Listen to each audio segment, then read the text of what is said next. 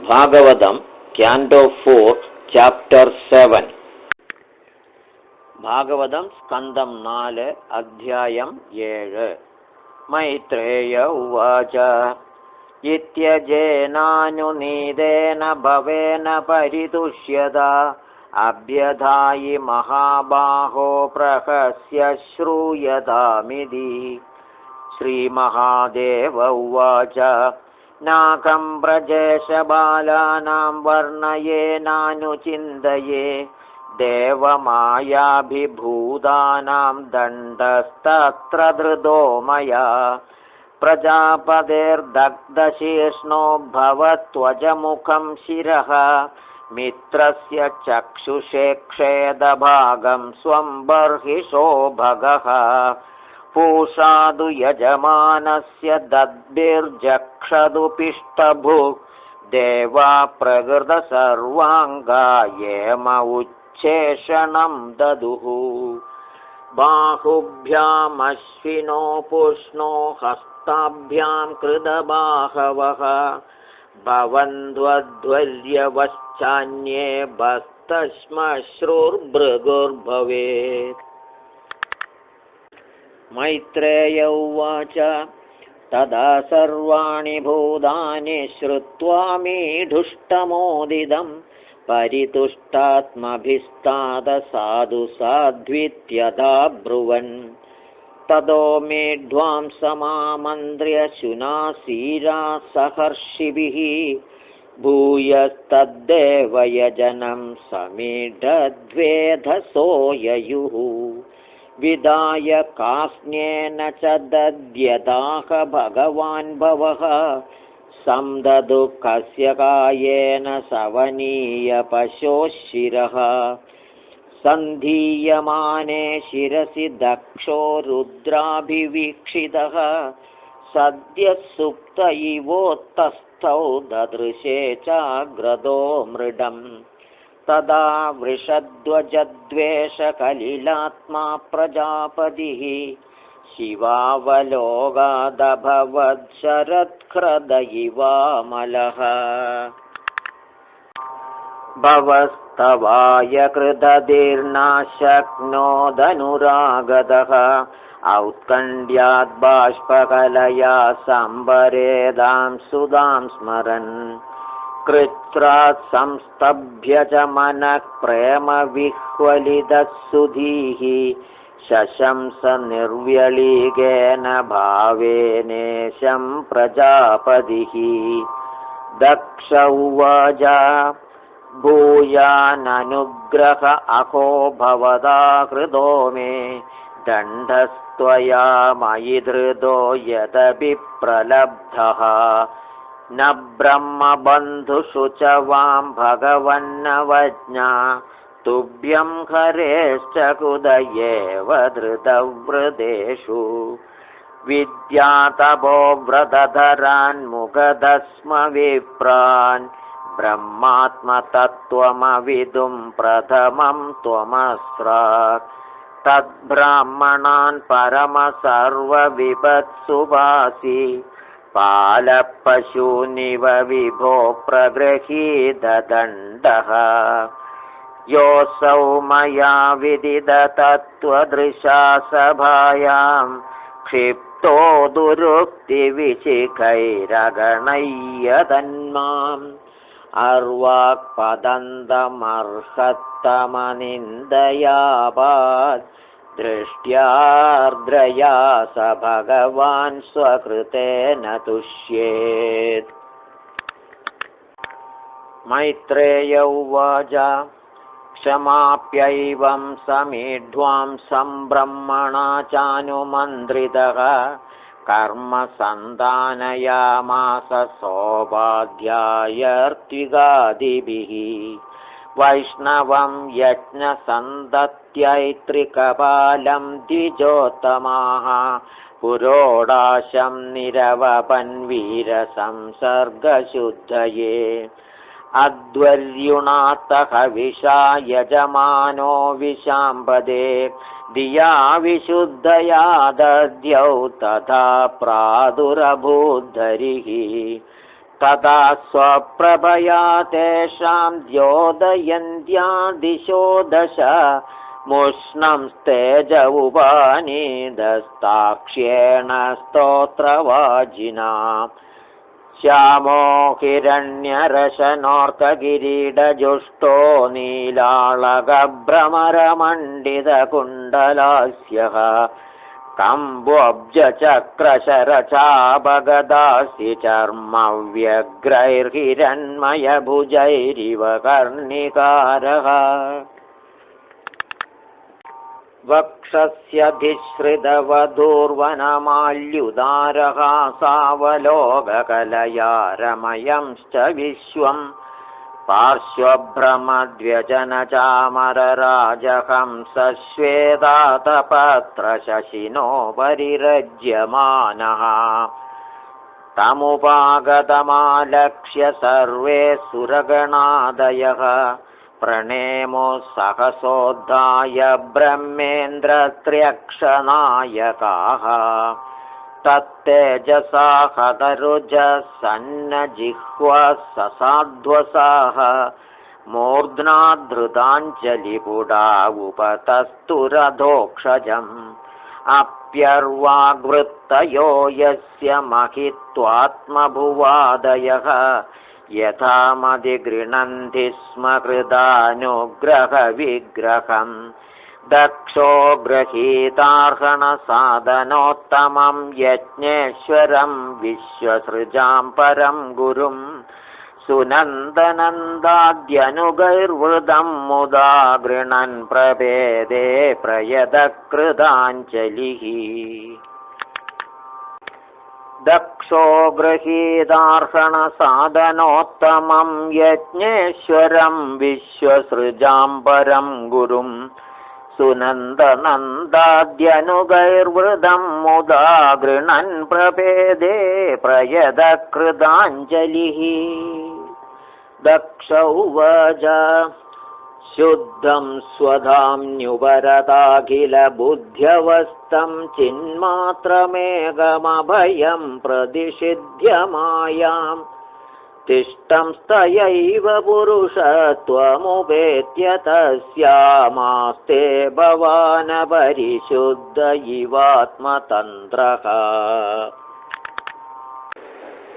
ऋत्विजौवाच तत्त्वं न देवयमनञ्जनरुद्रशापात् कर्मण्यवग्रहधियो भगवन् विदामः धर्मोपलक्षणमिदं त्रिवृदध्वराख्यं ज्ञातं यदर्थमधिदैवमदो व्यवस्थाः सदस्यावूजुः उत्पद्यध्वन्यशरण उरुक्लेशदुर्गेन्दकोग्रव्याळान्विष्टे विषयमृगतृष्णात्मगे होरुभारः द्वन्द्वशब्रेकलमृगभये शोगदावेज्ञसार्धपादौकस्ते शरणदकदायादिकामोपसृष्टः रुद्र उवाच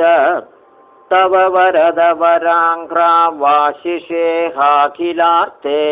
ह्यभिमुनिभिरसक्तैरादरेणार्हणीये यदिरजिदधियं मा विद्यलोकोपविद्धं जपति न गणयेत त्वत्परानुग्रहेण भृगुरुवाच यन्मायया गहनयावहृदात्मबोधा ब्रह्मादयस्तनुभृदस्तमसेप्स्वपन्तः नात्मन्सृतं तव विदन्त्यधुनापि तत्त्वं सोऽयं प्रसीदतु भवान् प्रणदात्मबन्धुः ब्रह्मोवाच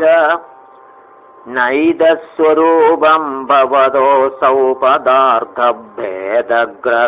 पुरुषो यावदीक्षेत् ज्ञानस्य चार्थस्य गुणस्य चाश्रयो मायामयाद्व्यतिरिक्तो यदस्त्वम् इन्द्र उवाच इदमप्यच्युतविश्वभावनं वपुरानन्दकरं मनोदृशा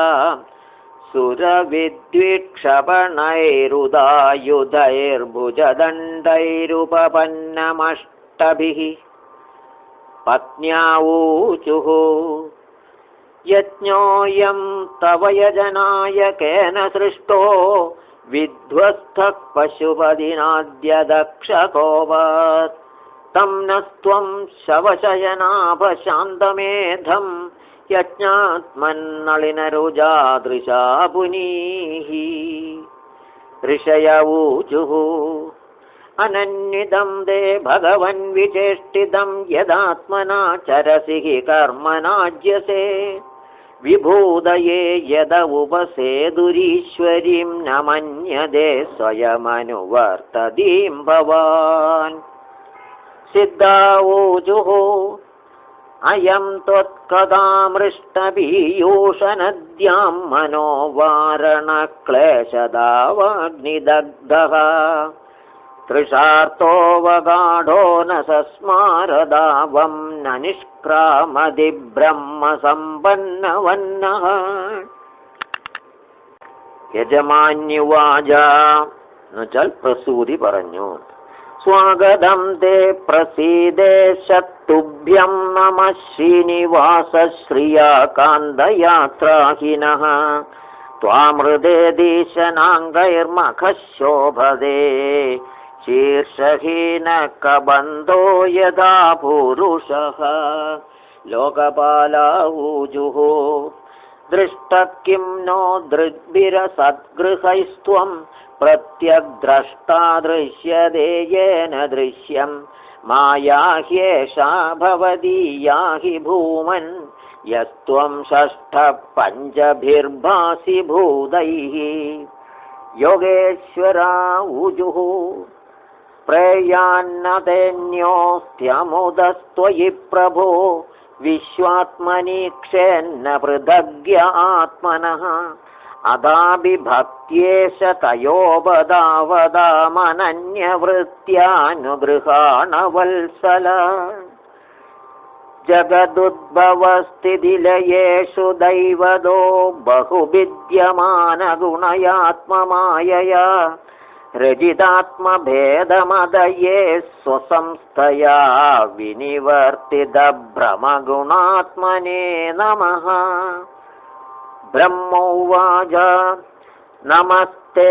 श्रितसत्त्वाय धर्मादीनां च सूदये निर्गुणाय च यत्काष्ठां नाहं वेदापरोऽपि च. अग्निरुवाच यत्तेजसाहं सुसमिद्धतेजा हव्यं वहे स्वध्वर आज्यसिक्रं तं यज्ञियं पञ्चविधं च पञ्चभिः स्वस्थं यजुर्भिः प्रणतोऽस्मि यज्ञम्. देवावूचुः पुरा कल्पापाये स्वकृतमुदरीकृत्य विकृतं त्वमेवाद्यस्तस्मिन् सलिल उरगेन्द्राधिशयने पुमान् शेषे सिद्धैर्हृदि विमृशिताध्यात्मपदविः स एवाद्याक्ष्णोर्य पदिचरसि भृत्यानवसिनः.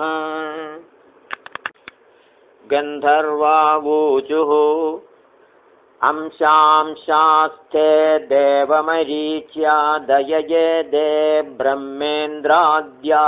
देवगणा रुद्रपुरोगाः क्रीडाभाण्डं विश्वमिदं यस्य विभूमं तस्मै नित्यं नाद नमस्ते करवामा.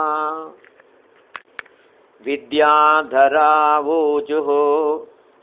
तन्माययार्थमभिपद्य कळेबरेऽस्मिन् कृत्वा ममाहमिति दुर्मतिरुत्पथैः स्वैः क्षिप्तोऽप्यसद्विषयलालस आत्ममोहं जुष्मत्कथामृतनिषेवग उद्व्युदस्येत्. ब्राह्मणावूचुः